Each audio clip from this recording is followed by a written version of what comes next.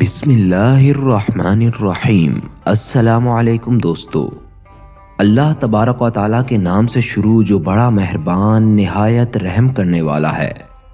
بنی اسرائیل کے 70,000 ایسے انسان جن کو ایک دم سے موت کی نیند سلا دیا گیا، ان 70,000 انسانوں نے کون سا ایسا گناہ کیا تھا جس کی وجہ سے ان کو مردہ بنا دیا گیا؟ یہ لوگ کون تھے؟ اور پھر اللہ تبارک و تعالیٰ نے ان کو دوبارہ زندہ کیوں کیا تھا؟ اور یہ لوگ کتنی دیر تک موت کی نیند سوتے رہے تھے؟ جب ان لوگوں کو دوبارہ زندہ کیا گیا تو یہ لوگ جو بھی کپڑا پہنتے وہ کفن کیوں بن جاتا؟ اور ان 70,000 لوگوں میں سے جلے ہوئے مردوں کی بدبو کیوں آتی تھی؟ اور کیا آج کے دور میں بھی ان کی نسل موجود ہے؟ اور کیا آج کے دور میں بھی ان سے جلے ہوئے مردے کی بدبو آتی ہے؟ پیارے دوستو، ان تمام سوالات کے جوابات قرآن و حدیث کی روشنی میں ہم آپ کو بتائیں گے، لہٰذا آپ سے گزارش ہے ہماری اس ویڈیو کو آخر تک ضرور دیکھیے گا۔ پیارے دوستو، اس قوم کا واقعہ انتہائی نصیحت امیز واقعہ ہے جس کو اللہ تبارک و تعالیٰ نے قرآن مجید کی سورہ البقرہ میں ارشاد فرمایا ہے۔ حضرت حزقیل علیہ السلام حضرت موسیٰ علیہ السلام کے تیسرے خلیفہ ہیں۔ حضرت حزقیل علیہ السلام حضرت موسیٰ علیہ السلام کی صحبت میں بیٹھنے والے تیسرے وہ برگزیدہ نبی ہیں جنہوں نے حضرت موسیٰ علیہ السلام کی بہت زیادہ خدمت کی اور آپ کی صحبت سے فیضیاب ہوئے۔ یہی وجہ تھی کہ حضرت موسیٰ علیہ السلام کی خدمت کی وجہ سے اللہ تبارک و تعالیٰ نے حضرت حزقیل علیہ السلام کو منصب نبوت پر فائز فرمایا۔ حضرت حزقیل علیہ السلام کا لقب ابن اوجز ہے اور آپ کو ذو الفقل بھی کہا جاتا ہے۔ حضرت حزقیل اس عمر میں پیدا ہوئے جس عمر میں آپ کی والدہ محترمہ بہت بوڑھی ہو چکی تھی، اسی وجہ سے آپ کو ابن اوجز یعنی بڑھیا کا بیٹا کہا جاتا ہے۔ اور حضرت حزقیل علیہ السلام نے 70 انبیاء کو اپنی کفالت میں لے کر ان کو قتل سے بچایا تھا جن کے قتل پر یہودی تلے ہوئے تھے، اسی وجہ سے آپ کو ذو الفقل بھی کہا جاتا ہے۔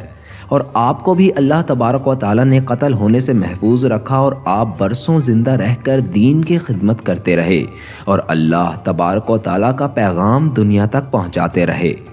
پیارے دوستو، اب بات کرتے ہیں ان 70,000 افراد کی جن کو موت کی نیند سلا دیا گیا تھا اور پھر اس کے بعد اللہ تبارک و تعالیٰ کے حکم سے ان کو کیوں زندہ کیا گیا۔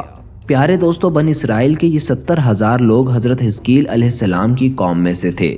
یہ لوگ حضرت حزقیل علیہ السلام کے شہر میں آباد تھے اور اس شہر میں طاعون کی بیماری پھیل گئی تھی۔ پیارے دوستو، اس وبا کے پھیل جانے کے بعد ان لوگوں پر موت کا خوف سوار ہو گیا۔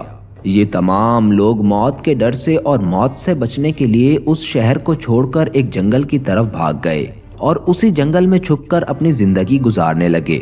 تو اللہ تبارک و تعالیٰ کو ان لوگوں کی یہ حرکت سخت ناپسند آئی، چنانچہ اللہ تبارک و تعالیٰ نے عذاب دینے والے ایک فرشتے کو اس جنگل کی طرف بھیجا۔ چنانچہ اللہ تبارک و تعالیٰ کے حکم کے مطابق وہ فرشتہ اس جنگل کی طرف آیا اور ایک پہاڑی کی اوڑ میں چھپ کر ایک زوردار خوفناک چیخ ماری اور یہ الفاظ کہے، موتو، یعنی تمام لوگ مر جاؤ۔ چنانچہ اللہ تبارک و تعالیٰ کے حکم سے وہ تمام کے تمام 70,000 لوگ ایک دم سے موت کی نیند سو گئے۔ پیارے دوستو، ان 70,000 لوگوں پر یہ موت بغیر کسی بیماری کے ایک دم سے اچانک واقع ہوئی تھی۔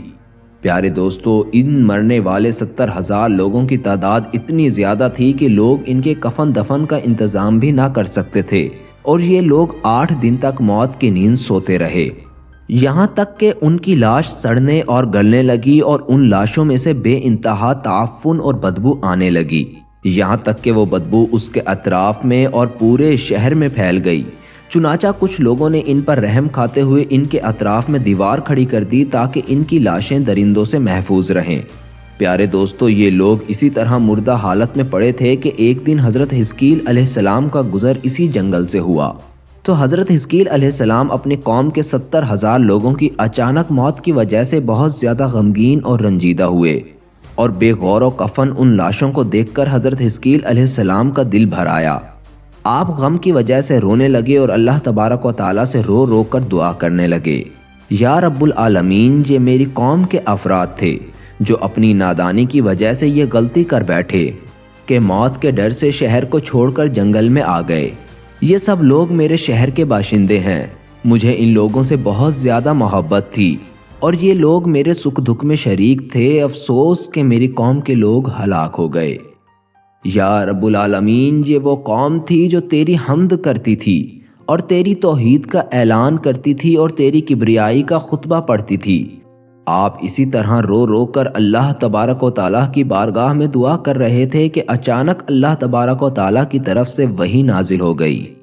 اے حزقیل، آپ ان بکھری ہوئی ہڈیوں سے فرما دیجئے کہ اے ہڈیوں، بے شک اللہ تبارک و تعالیٰ تمہیں حکم فرماتا ہے کہ تم اکٹھے ہو جاؤ۔ چنانچہ اللہ تبارک و تعالیٰ کا یہ حکم سن کر تمام ہڈیاں اکٹھا ہونا شروع ہو گئیں اور تمام ہڈیاں جمع ہو کر ہر آدمی کا ڈھانچہ تیار ہو گیا۔ پھر اس کے بعد دوسری وحی نازل ہوئی۔ اے حزقیل، آپ ان ڈھانچوں سے فرما دیجئے کہ تم اللہ تبارک و تعالیٰ کا حکم ہے کہ تم گوشت پہن لو۔ چنانچہ اللہ تبارک و تعالیٰ کا یہ حکم سنتے ہی تمام ہڈیوں پر گوشت چڑھ گیا۔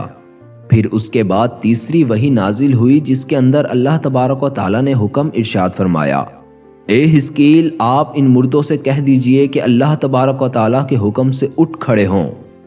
چنانچہ حضرت حزقیل علیہ السلام نے اللہ تبارک و تعالیٰ کا یہ حکم پاتے ہی ان ہڈیوں کو یہ حکم دیا کہ اللہ تبارک و تعالیٰ کے حکم سے اٹھ کھڑے ہو۔ چنانچہ حضرت حزقیل علیہ السلام کا یہ حکم پاتے ہی تمام کے تمام 70,000 مردے یہ پڑھتے ہوئے اٹھ کھڑے ہوئے کہ سبحانک اللہم و بحمدک لا الہ الا انت۔ اس طرح جب یہ 70,000 مردے دوبارہ زندہ ہو گئے تو یہ تمام لوگ اس جنگل سے نکل کر اپنے شہر میں آ کر آباد ہو گئے اور اپنی عمروں کی مدت تک دوبارہ زندہ رہے۔ ان 70,000 مرنے والے انسانوں پر زندہ ہونے کے بعد موت کا اتنا نشان باقی رہا کہ ان کی اولاد کی جسموں سے سڑی ہوئی لاش کی بدبو آتی تھی، اور یہ لوگ جو بھی لباس پہنتے وہ کفن بن جاتا تھا، اور قبر کے اندر جس طرح کفن میلا ہو جاتا ہے اسی طرح ان کا لباس میلا ہو جایا کرتا تھا۔ چنانچہ یہ اثرات آج تک ان یہودیوں کی نسل میں پائے جاتے ہیں جو ان مرنے والے 70,000 انسانوں کی نسل میں سے ہیں، اور آج بھی ان یہودیوں کے جسم سے سڑے ہوئے مردوں کی بدبو آتی ہے۔ پیارے دوستو، اس عجیب و غریب واقعے کو اللہ تبارک و تعالیٰ نے قرآن مجید کی سورہ البقرہ میں یوں بیان فرمایا ہے، اے محبوب، آپ نے نہ دیکھا تھا انہیں جو اپنے گھروں سے نکلے اور وہ ہزاروں کی تعداد میں تھے، موت کے ڈر سے تو اللہ تبارک و تعالیٰ نے انہیں حکم ارشاد فرمایا کہ تم مر جاؤ، اور پھر انہیں دوبارہ زندہ فرما دیا۔ بے شک اللہ تبارک و تعالیٰ لوگوں پر فضل کرنے والا ہے، مگر اکثر لوگ ناشکرے ہیں۔ پیارے دوستو، اس واقعے سے معلوم ہوا کہ انسان جتنی بھی کوشش کرے وہ موت سے نہیں بچ سکتا، چاہے وہ بھاگ کر کہیں بھی چھپ جائے، موت ہر حال میں اسے پہنچ کر رہے گی۔ موت سے بھاگنے کی بجائے ہر انسان کو اپنی یہ کوشش کرنی چاہیے کہ وہ اپنے مرنے سے پہلے موت کی تیاری کرے اور اپنے اعمال کی، جن اعمال کی وجہ سے اللہ تبارک و تعالیٰ کی ذات اس بندے پر خوش ہو اور اس کو جنت کے اندر جگہ عطا فرمائے۔ اللہ تبارک و تعالیٰ سے دعا ہے کہ اللہ تبارک و تعالیٰ اپنے پیارے حبیب حضرت محمد صلی اللہ علیہ وسلم کی بتائی ہوئی سنتوں پر چلتے ہوئے زندگی گزارنے کی توفیق عطا فرمائے اور ان کی محبت کے اندر جینا مرنا نصیب فرمائے۔ آمین۔